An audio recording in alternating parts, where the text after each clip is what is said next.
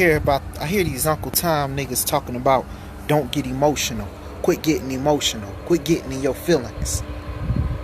When my people are dying. When blood is being painted on the streets. They tell you don't get emotional.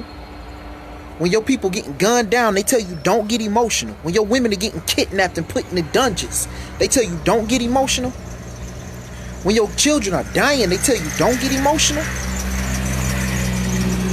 How do you not get emotional when your own son just got killed? What you gonna do with that emotion? You just gonna sit there and just let them do, just let the enemy do whatever the enemy wants to do? Or are you gonna fight back? No, get emotional. Get mad. Get angry. Get angry. Don't act in that anger, but get angry. Get real angry. Because those same people, if somebody killed their kid, I done talked to some of these cats. Those same people will say if a black man kill their kids, kill their wife, kill their children, kill their family, those same people said that they will butcher every last one of them. But you ain't gonna do it when the white man do it. You ain't gonna do it when your oppressor do it. Now you sound crazy, man. Get out of here with that bull. That's a lie. That's a deception. That's a fear tactic that they got you in. They got each and every last one of y'all in the fear tactic. That's the reason why the Most High said that we, you know what I'm saying? That's why he identified us as delicate. Some of us is delicate in Deuteronomy 28. Because we have become so confounded to the enemy's powers that we fear fighting back. We fear battle. We fear that. When the Most High gives us the word, when he gives us the word to do battle, that's when it's time to do battle. Ain't nothing changed when it comes to that from the Old Testament to the New Testament. Ephesians chapter 6 verse 12 tells us, wrestle not with flesh and blood, but against principalities, against spiritual wickedness, against darkness, against principalities and spiritual wickedness in high places, against the rulers of darkness. He tells us to do battle against them, that we wrestle against them. But we don't wrestle against flesh and blood. Don't get focused on flesh and blood. Don't allow flesh and blood to dictate whether or not you're going to do battle or not. Don't allow flesh and blood to control you. Don't allow flesh and blood to cause you to kill your own brother. That's flesh and blood. Flesh and blood is my brother. We wrestle not with flesh and blood, but against principalities, spiritual wickedness, rulers in high places, rulers of darkness, spiritual wickedness in high places.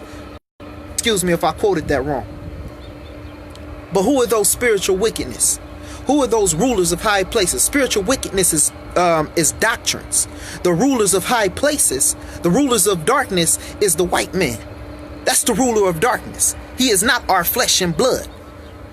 So we wrestle not with flesh and blood. We don't wrestle with our own people. We don't fight our own brothers.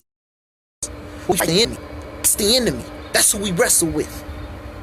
That's what Paul was saying. The powers that be in Romans chapter 13, those are the ministers of God. Those are the deacons. Those are the people that the Most High has set upon us at that time. They had order at that time. This time we don't have order, so we need to reestablish the order of God, the government of God.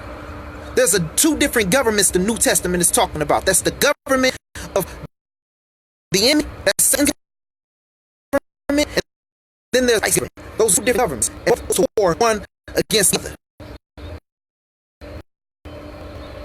Two different governments. So when it starts talking about obey them that have rule over you, that's talking about our own people. That's talking about our own people. That's not talking about America's government. Yes, we respect their government. We'll live in order, but once they get to killing us, put them in a cemetery. Burn them. Set them on fire. Once they kill your woman, you don't sit there and video record them killing your woman. That's the time where you do battle. If David had got there on time, when he saw them, if he had saw them, the enemy come and take their women, then he would have did battle right then. He wouldn't have been asking God, hey, is it time for me to do battle, or should I just let them take my woman? No. You murder them.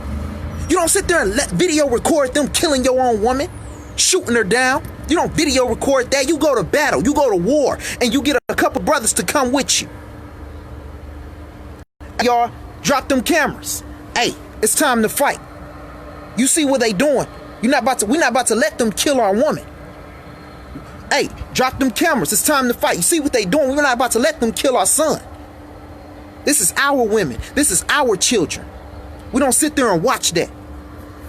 Stop with them video recordings. Stop recording that stuff.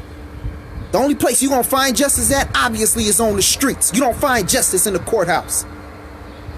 You find your own justice right here in these streets. Soon as they start killing your women, soon as they start killing your children, you drop them cameras and you do justice. That's called, start with an R. I think it's called reparation or something like that. Not reparation. It's another kind of form of justice. But you get your own justice when you see them killing your women.